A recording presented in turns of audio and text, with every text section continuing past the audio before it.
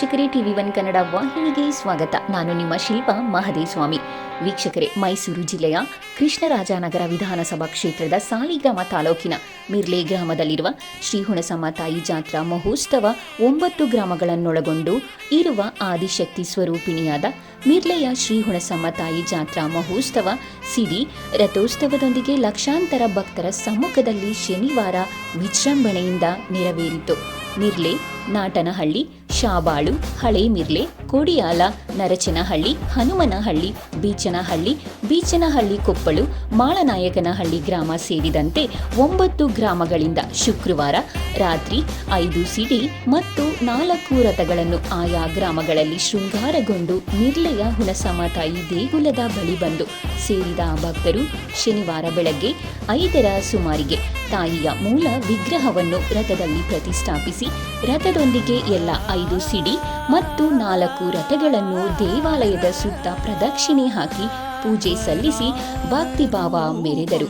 ದೇವರಿಗೆ ತಂಬಿಟ್ಟು ಆರತಿ ಹಾಗೂ ಫಲಪುಷ್ಪಗಳನ್ನು ನೀಡಿ ಪೂಜೆ ಸಲ್ಲಿಸಿ ಇಷ್ಟಾರ್ಥ ನೆರವೇರಿಸುವಂತೆ ಭಕ್ತರು ಪ್ರಾರ್ಥಿಸಿದರು.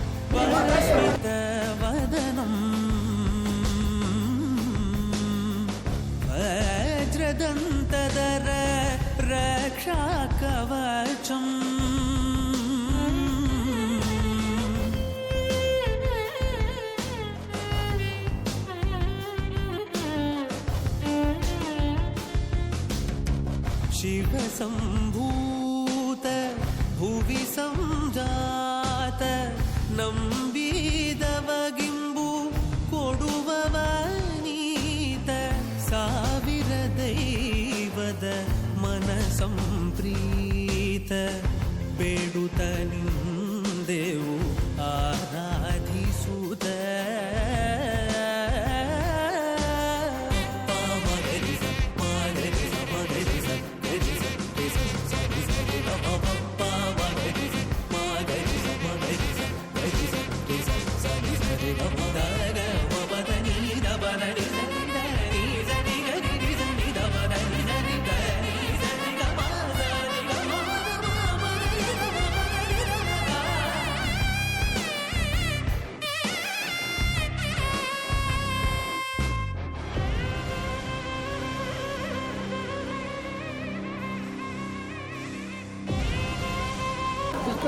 ಜಾತ್ರಾ ಮಹೋತ್ಸವದ ಅಂಗವಾಗಿ ಭಕ್ತರಿಗೆ ಆಡಳಿತ ಮಂಡಳಿಯ ವತಿಯಿಂದ ಪ್ರಸಾದ ವಿತರಿಸಲಾಯಿತು.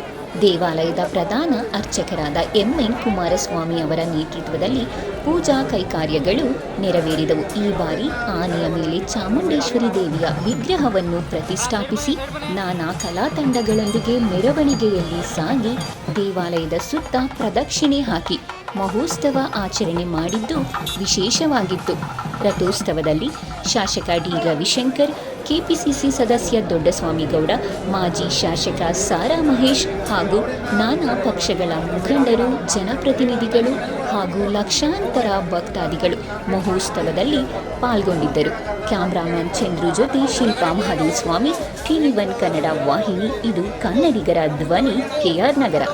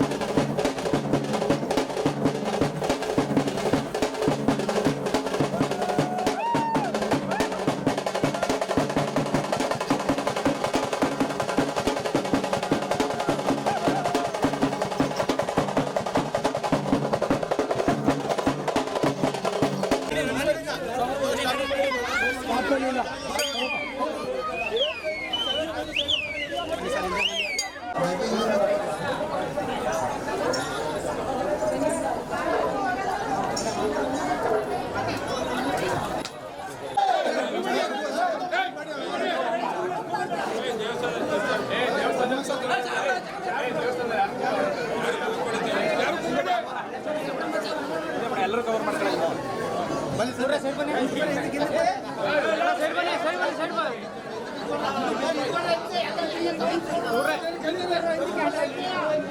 ಸೈಡ್ ಬನ್ನಿ